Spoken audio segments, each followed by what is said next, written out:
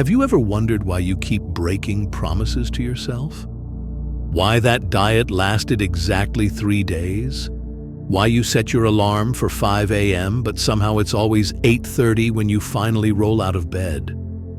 If you're watching this, chances are you've been fighting a war you didn't even know existed.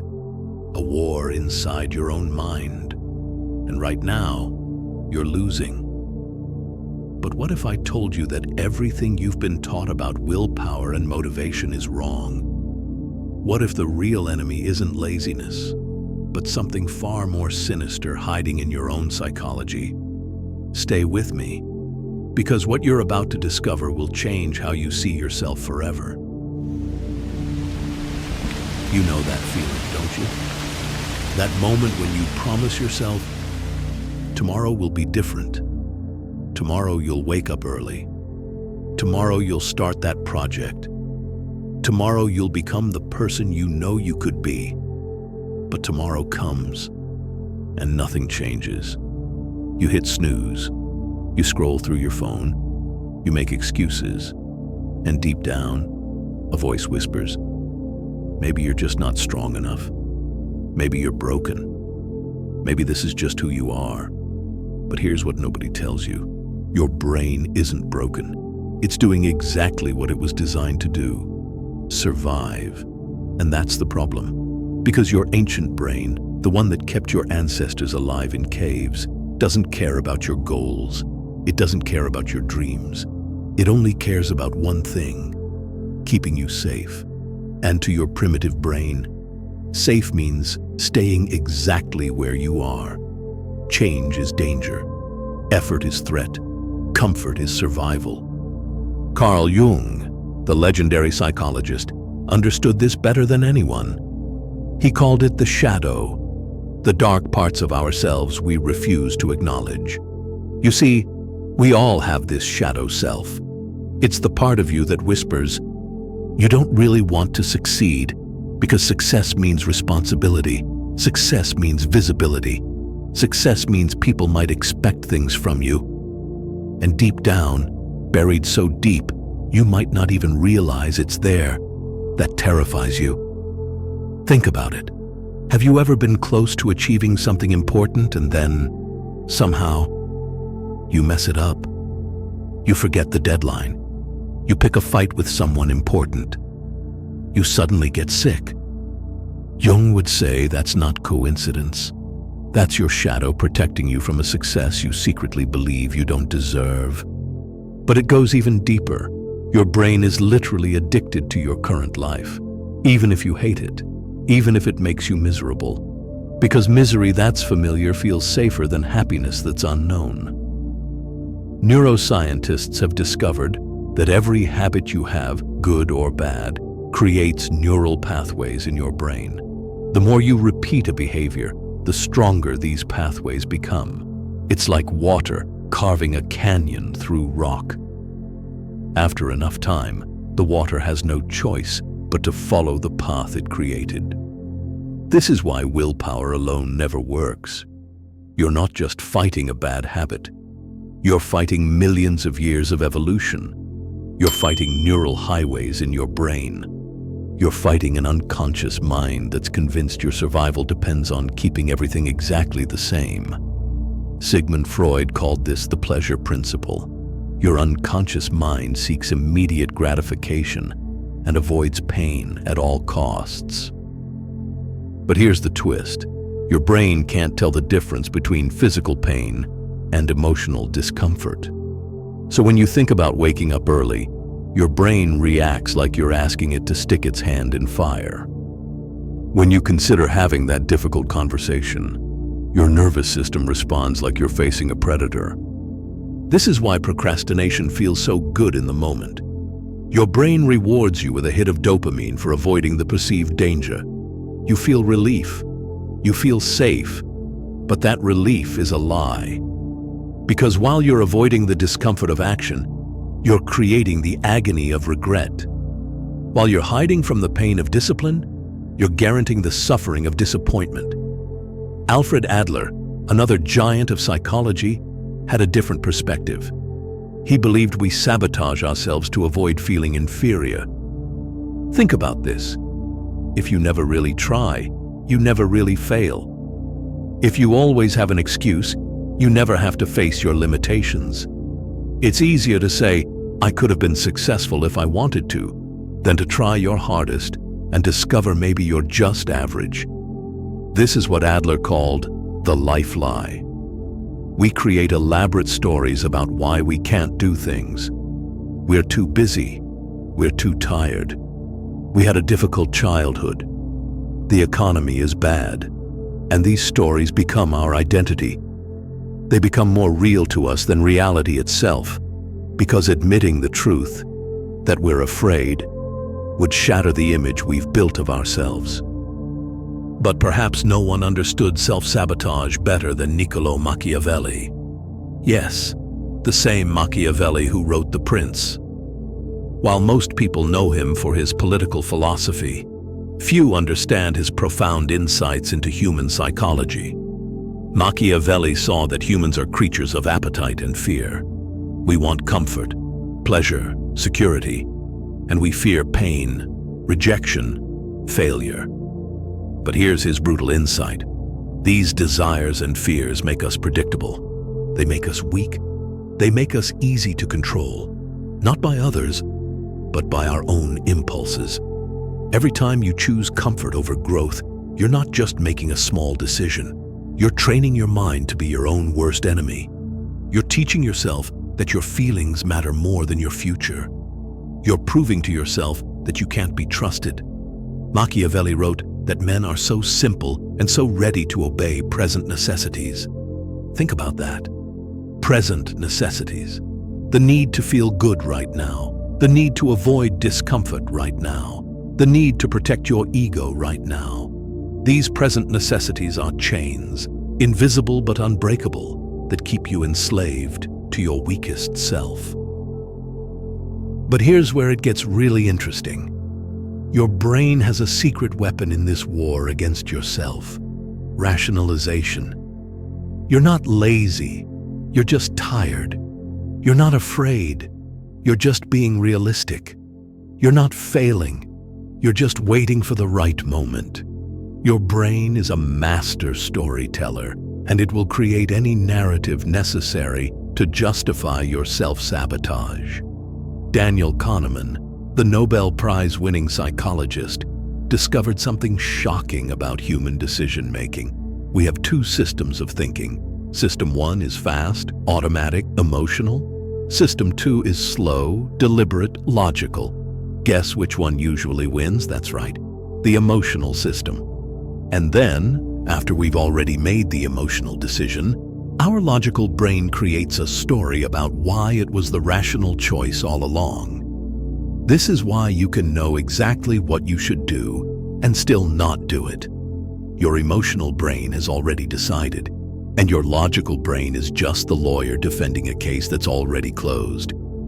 You eat the junk food, then explain why you deserved it. You skip the workout, then justify why rest was more important. You avoid the hard conversation, then convince yourself the timing wasn't right. Viktor Frankl, the psychiatrist who survived the Nazi concentration camps, observed something profound about human nature. He said, "Between stimulus and response there is a space. In that space is our power to choose our response. In our response lies our growth and our freedom. But here's what most people don't understand about that space. It's not empty. It's filled with years of conditioning, fears, desires, and unconscious patterns. And unless you learn to recognize these patterns, that space might as well not exist. Your parents' voices are in that space. Every failure you've ever experienced is in that space. Every time someone told you that you weren't good enough is in that space. And all of these voices speak louder than your conscious intention. They vote before you even realize a decision is being made. This is the real reason change is so hard. You're not just changing a behavior. You're fighting against your entire history. You're challenging every story you've ever told yourself about who you are. You're asking your brain to abandon the very patterns that it believes have kept you alive. But there's something else, something even more disturbing. Sometimes we sabotage ourselves because we're getting exactly what we want. Not consciously, but unconsciously. Maybe being unsuccessful allows you to avoid responsibility. Maybe being overweight gives you an excuse to not date. Maybe being busy all the time means you never have to face the emptiness inside. Carl Jung called this the shadow's gift. The problems we think we want to solve are actually solving other problems we're not ready to face. Your procrastination might be protecting you from the fear of judgment. Your anger might be protecting you from feeling powerless. Your addiction might be protecting you from confronting trauma. This is why so many people fail, even with therapy, coaching, or self-help. They're trying to remove a symptom without understanding its purpose. It's like trying to take away a crutch from someone with a broken leg. Unless you heal what's broken underneath, removing the crutch will only make things worse. And then there's the comfort of victimhood. This is hard to hear, but it needs to be said. Sometimes we sabotage ourselves because being a victim feels safer than being responsible. When you're a victim, nothing is your fault. When you're a victim, you don't have to change. When you're a victim, other people should fix your problems. But victimhood is a prison disguised as a shelter. It feels protective, but it's actually destructive. It gives you an identity, but it's an identity built on powerlessness. It provides excuses, but those excuses become the bars of your cage. Erich Fromm, the social psychologist, wrote about the escape from freedom. He observed that many people find freedom terrifying because freedom means choice. Choice means responsibility. Responsibility means you can fail. And failure means you have no one to blame but yourself. So we sabotage our freedom. We create situations where we have no choice. We stay in bad relationships, dead-end jobs, toxic patterns, not because we have to, but because having to feels safer than choosing to. This is the paradox of self-sabotage. We destroy our lives to protect ourselves from life. We fail on purpose to avoid failing by accident. We stay small to avoid the danger of being seen. We choose familiar pain over unfamiliar possibility. But here's what's really happening in your brain when you sabotage yourself. Your amygdala, the fear center, is hijacking your prefrontal cortex, the planning center. It's like a smoke alarm that goes off when you're making toast. The alarm is so loud, so urgent, that you forget you're not actually in danger. You just react. You run. You hide. You freeze. And every time you respond to that false alarm, you strengthen the connection.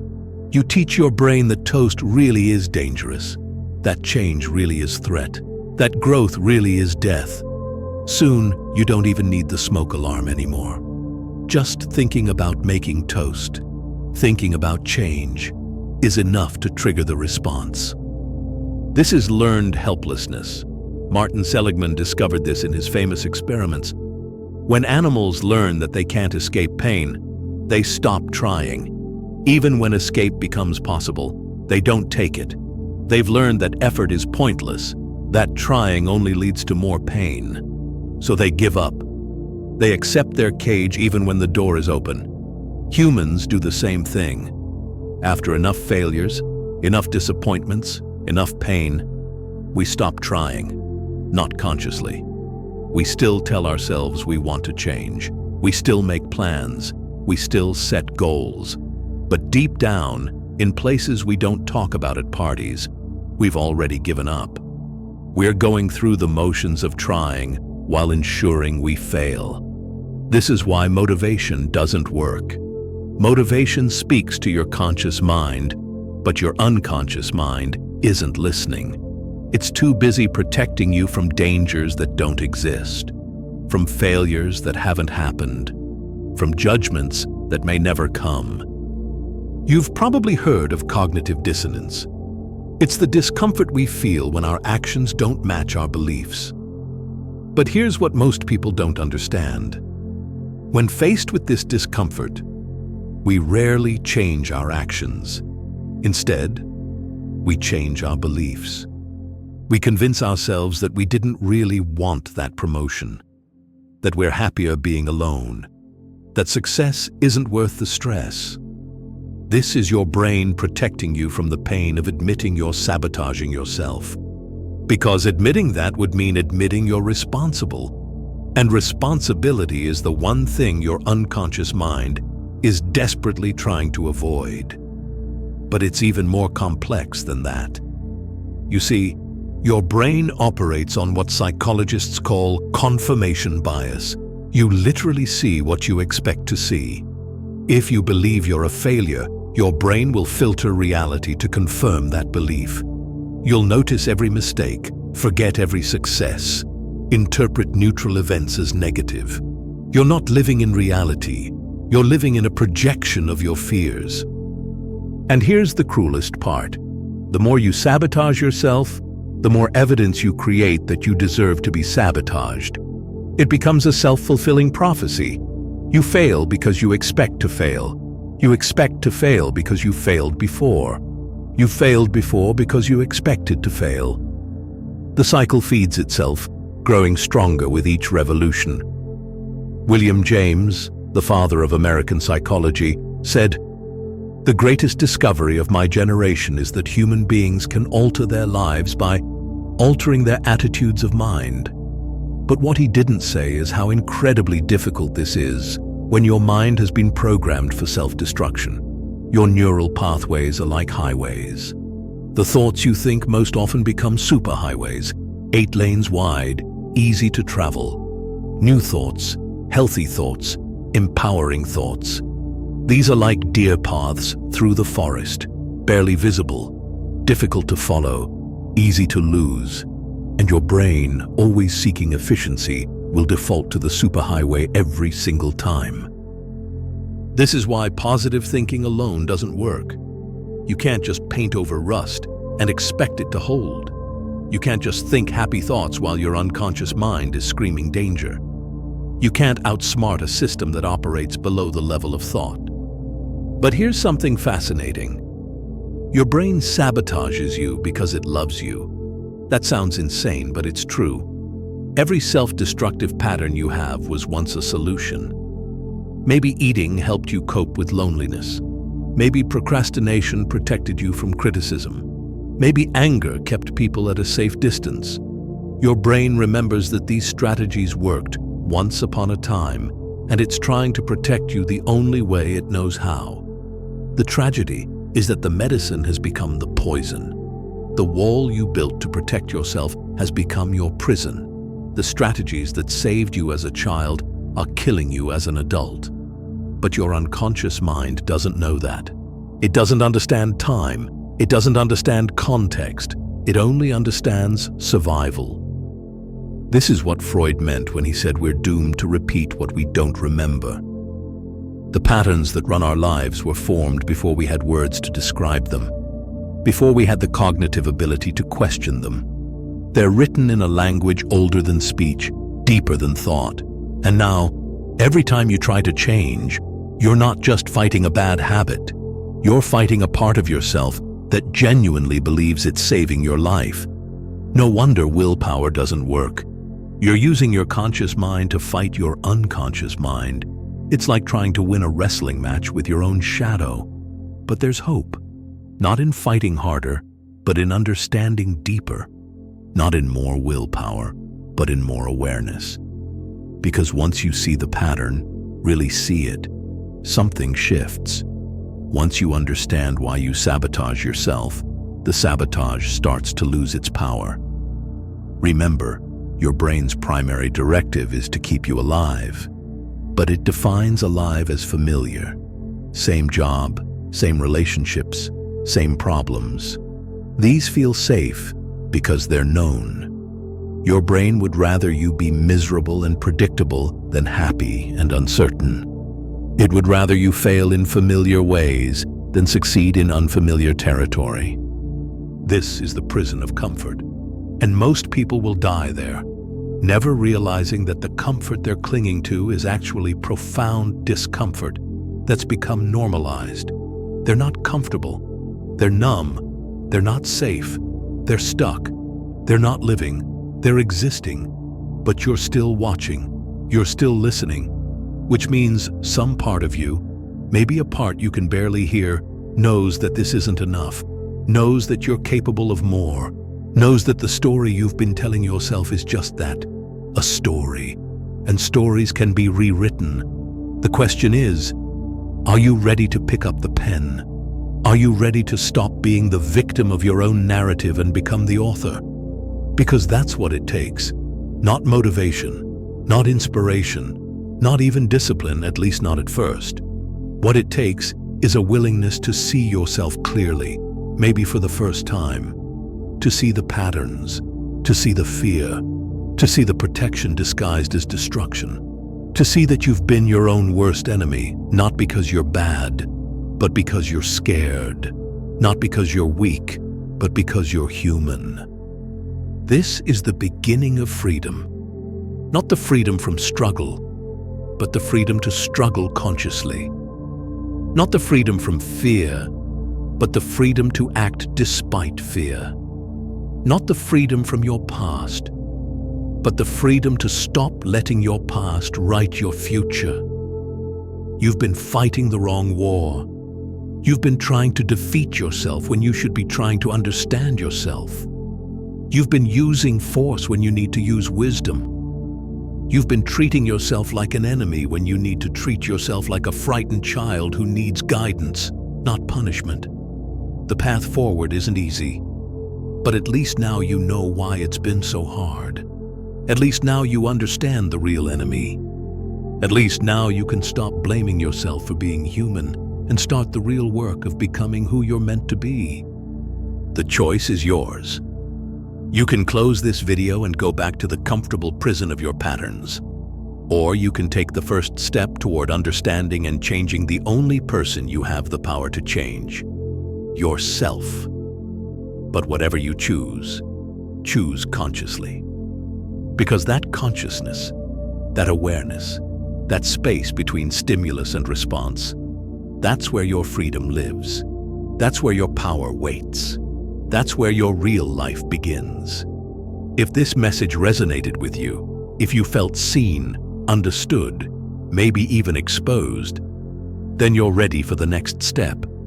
Subscribe to this channel, because understanding self-sabotage is just the beginning. In our next video, we'll explore the specific techniques psychologists use to rewire these patterns. Not quick fixes or empty motivation, but real, practical strategies based on decades of research. The kind of knowledge that can actually change your life if you're brave enough to use it. Click subscribe now, and let's continue this journey together. Your future self will thank you.